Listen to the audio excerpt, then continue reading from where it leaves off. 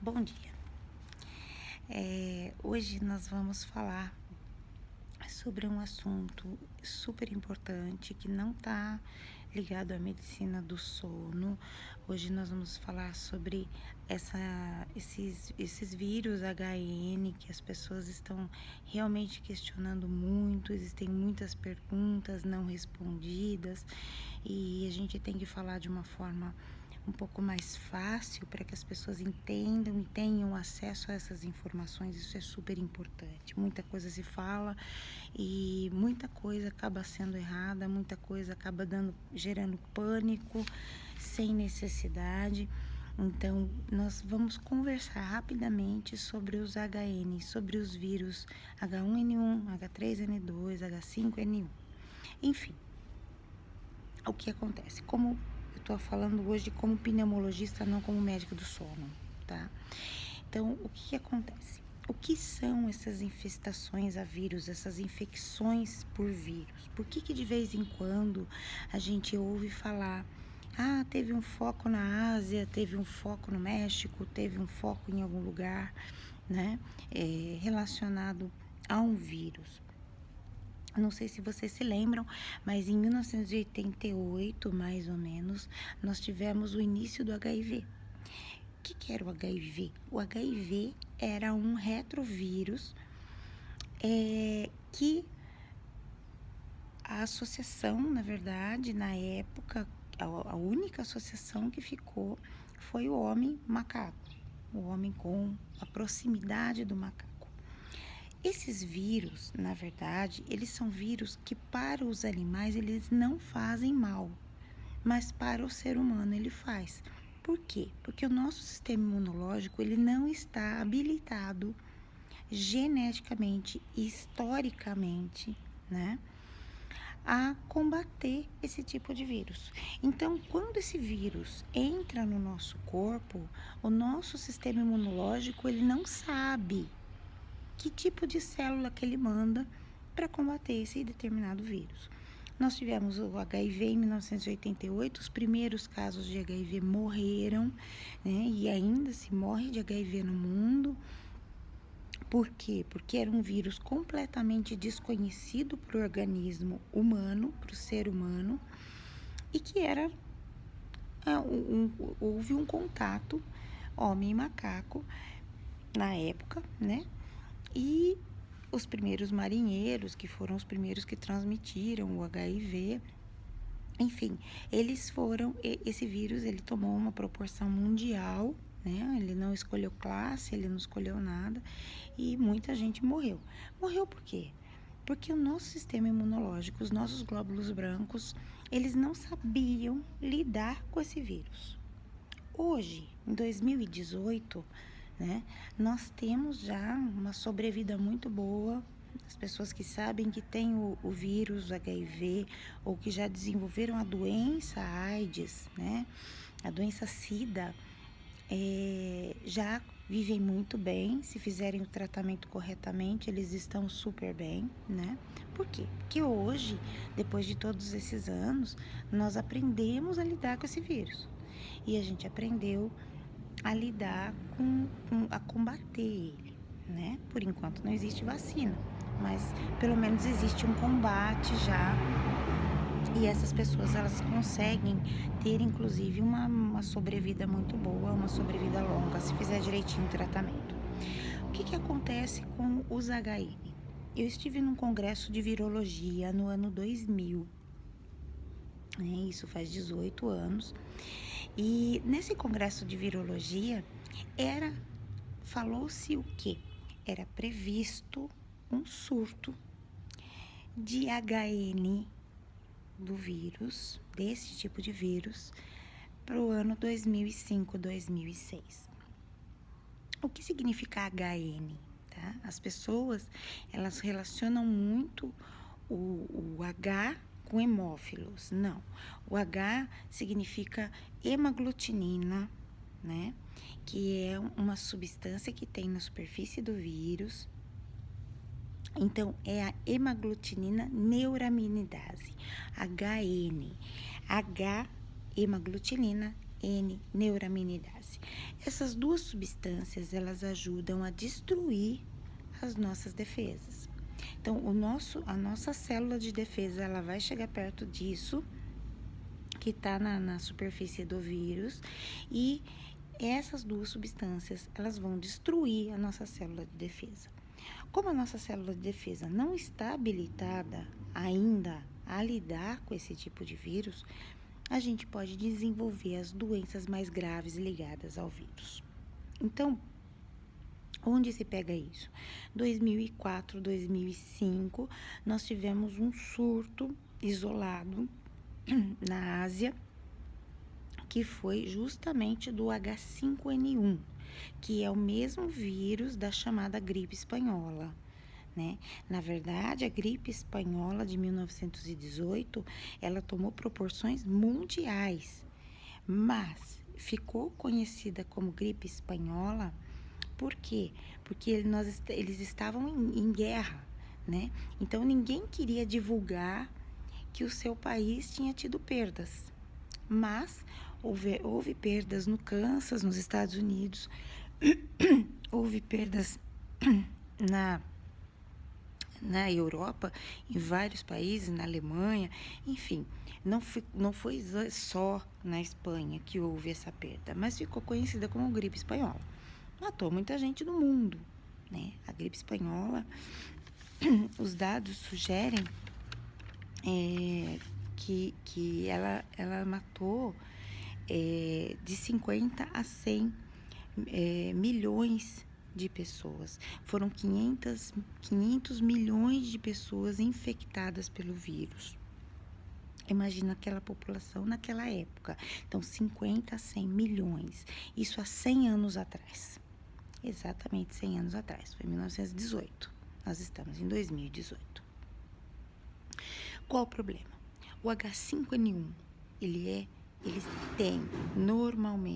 existe nas aves. Então, por que o primeiro surto de 2005 ocorreu na Ásia e foi chamado de gripe aviária? Porque as aves, as pessoas, elas convivem em um contato muito íntimo homem-animal. Então, o que acontece? Na Ásia, a gente sabe que existem casas de madeira. Essas casas, embaixo dessas casas, ficam as aves. Algumas aves. Então, imagina, né, aquelas aves respirando, né? Essas casas são de madeira, então, de tábua. Há uma passagem desse vírus pela fresta, né, da tábua, e a pessoa respira o bicho. Respira o H5N1, que o ser humano não estava preparado para encontrar, para topar com ele. Então, o nosso sistema imunológico não sabia lidar com ele. O que aconteceu? Lógico, as primeiras pessoas que entraram em contato desenvolveram a pneumonia a vírus e morreram. Então, aí, esse surto, houve um certo controle, um controle local ali. E em 2009, né, a gente teve um surto realmente importante, só que aí foi contato homem-animal também, só que o porco. Nós temos a gripe suína, que o maior foco foi no México, ali no México, né, e próximo, nos Estados Unidos, próximo ao México, ali na região de San Diego, e nós tivemos em 2009 um surto pelo contato também homem-animal. Só que aí daí não é o H5N1. O H5N1, ele é mais ligado à ave.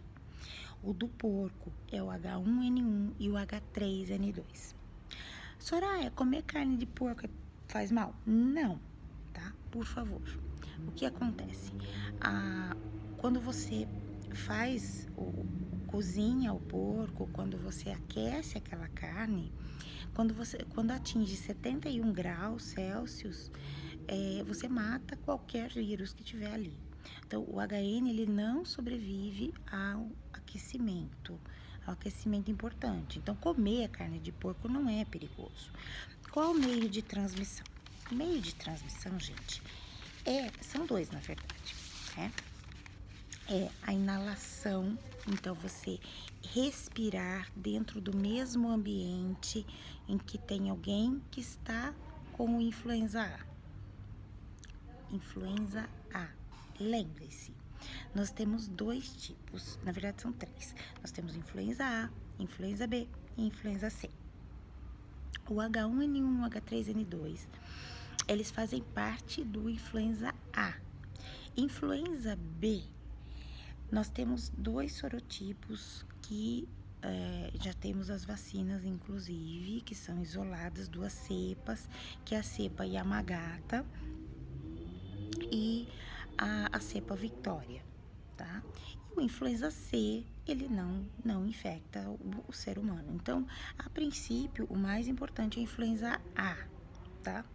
Lembrem-se que você ser infectado pelo influenza A não significa necessariamente que você vai morrer, tá? Isso daí, gente, influenza A, né, é para você conseguir se defender. Quem tem um organismo normal, uma pessoa que nunca teve nenhuma doença grave, que não tem nenhuma doença crônica, dificilmente essa pessoa vai passar da gripe, uma gripe simples, tá? Uma gripe que a gente trata em casa, uma gripe que você toma, hidratar, fazer um repouso, tomar o antitérmico, enfim.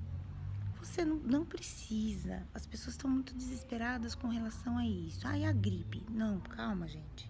Isso não quer dizer que você vai ter a pneumonia desenvolvida pelo vírus. Nós sabemos que as pneumonias a vírus são as piores que existem, matam sim, tá?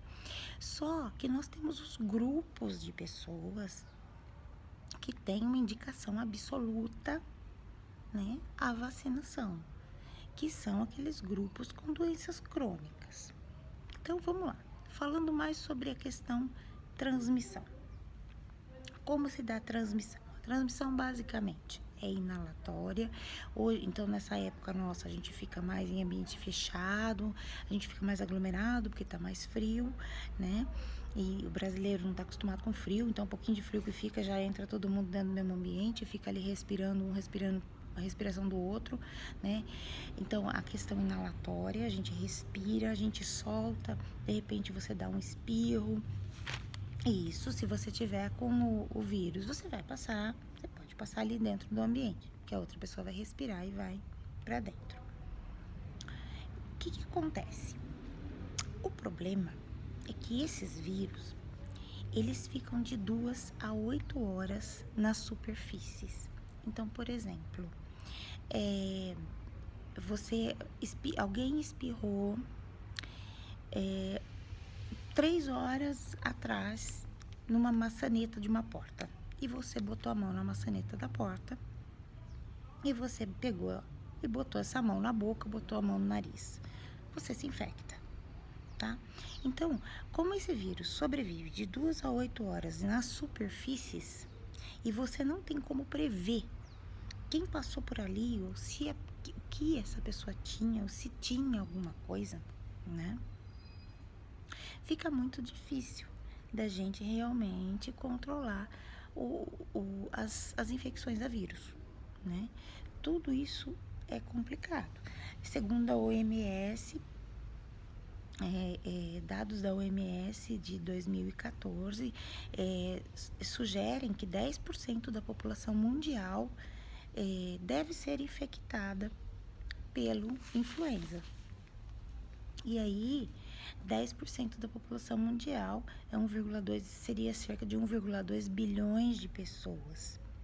Desse 1,2 bilhões de pessoas, 700 milhões seriam pessoas portadoras de doenças crônicas. Então, quem tem indicação absoluta da vacina? Né? Isso é super importante. Então, assim, o asmático, né, que é a minha briga eterna com os meus asmáticos, né? Então, o asmático, ele tem indicação, porque ele já tem uma doença pulmonar.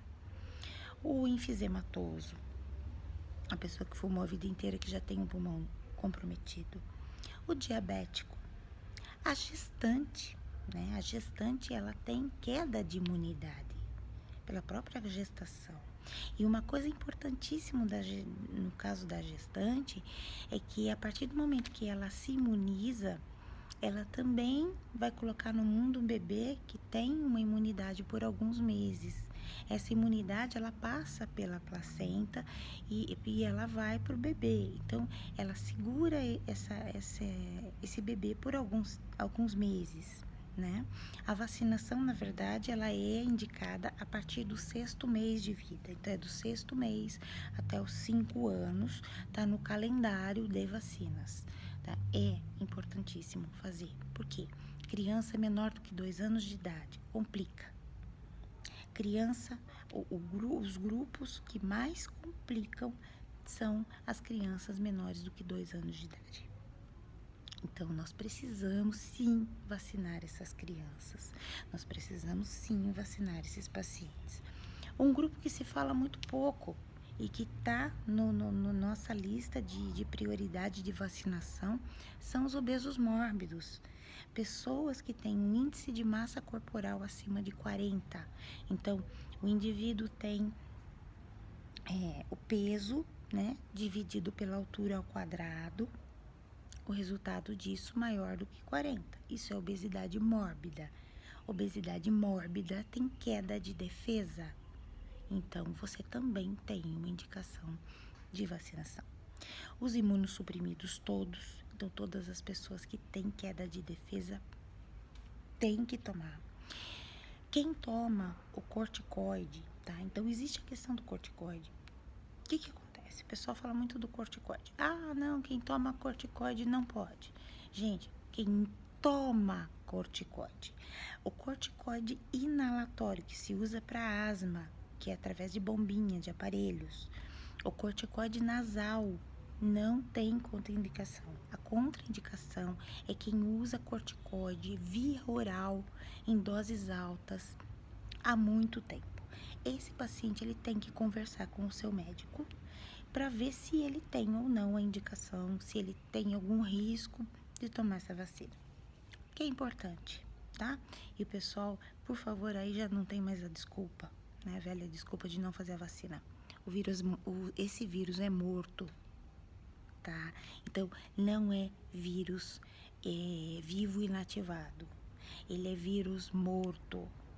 Então, não tem essa de, eu tava com uma gripe e eu piorei porque eu tomei a vacina. Não, por favor, tá?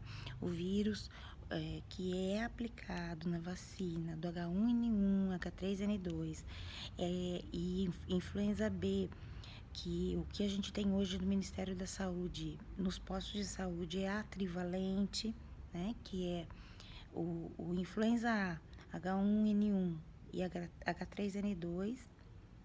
Nós trocamos a cepa agora não é mais Hong Kong, a cepa é Singapura, mas não muda muito no H3N2. Eles só melhoraram realmente a qualidade da vacina. E o influenza B Victoria, tá? Em clínicas particulares, você tem o influenza B Yamagata também. Por isso que ela é chamada de quadrivalente. Então, assim, vamos lá. A trivalente é H1N1, H3N2 e o influenza B cepa Victoria.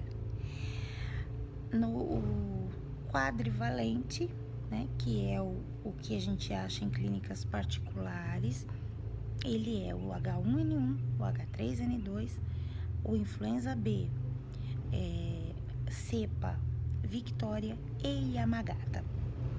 Por que a questão do Victoria e do Yamagata? Que é outra coisa que o pessoal pergunta muito. Eu faço a tri, faço a quadri. Tanto faz, tá?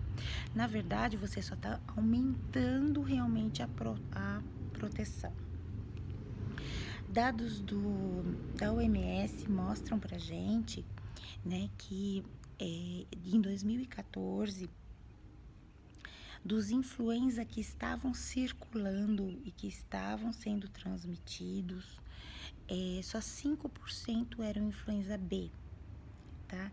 Então, a priori, O influenza B, ele não está judiando tanto das pessoas, mas a tendência é evoluir para as quadrivalentes. Se descobrir mais alguma outra cepa, vai fazer essa outra cepa, porque esses vírus mutam, eles são mutantes.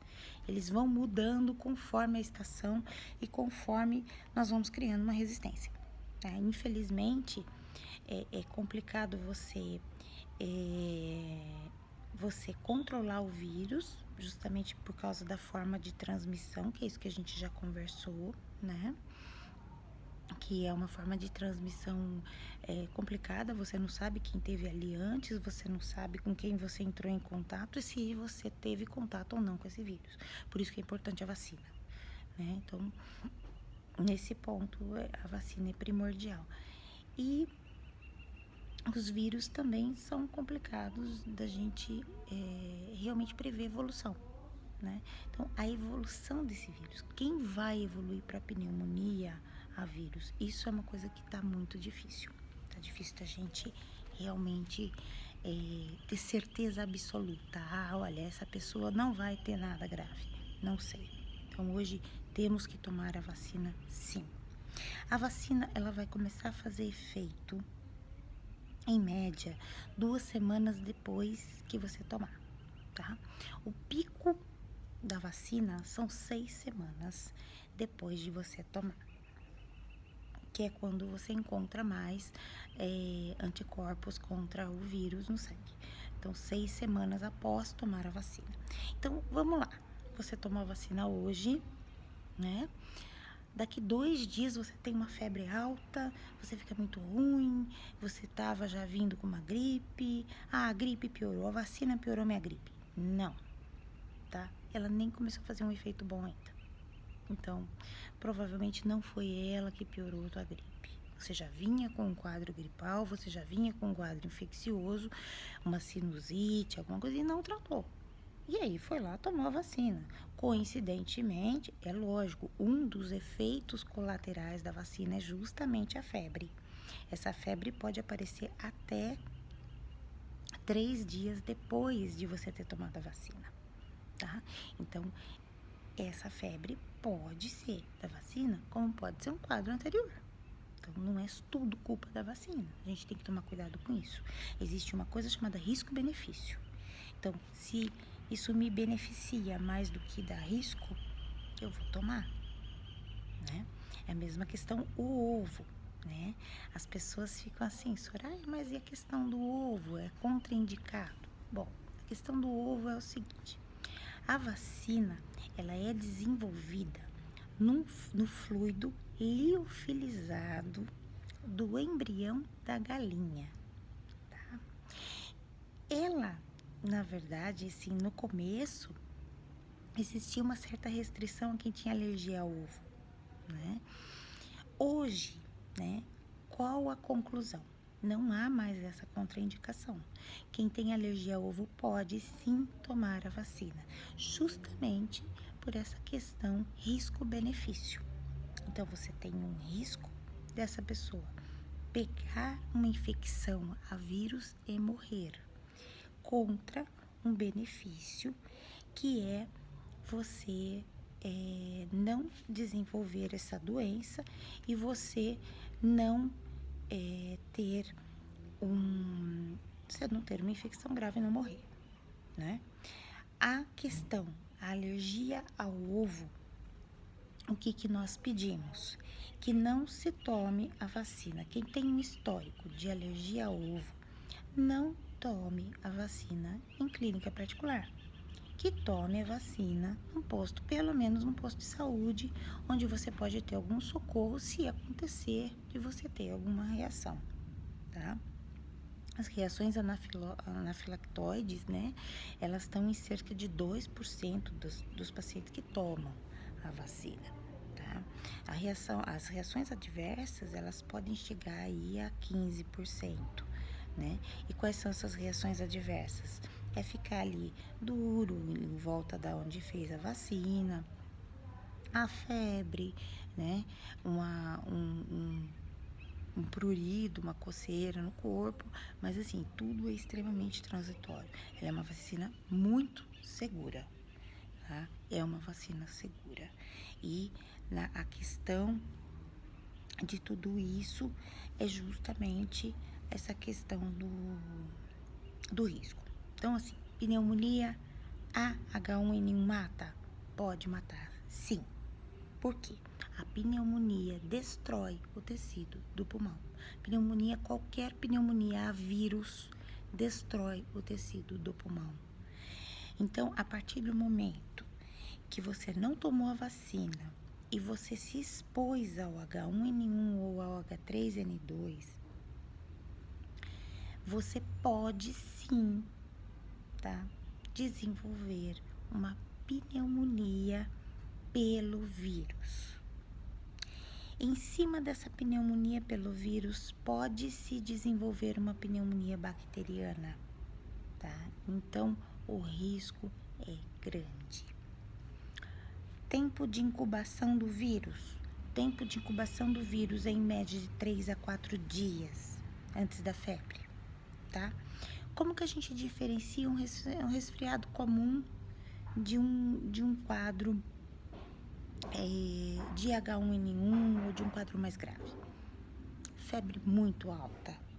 A febre, ela não é uma febrinha que vem de vez em quando, tá, gente? É a febre.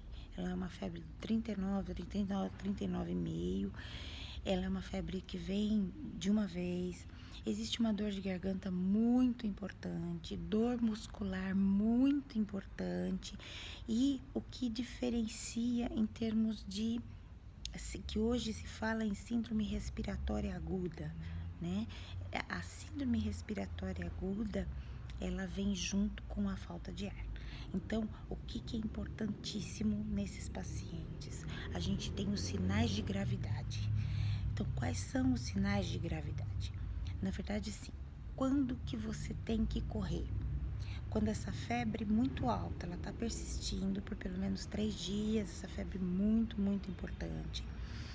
Quando a pessoa começa a ter realmente a falta de ar, a oxigenação normalmente é baixa, abaixo de 95%, né? O normal é 98, 99%.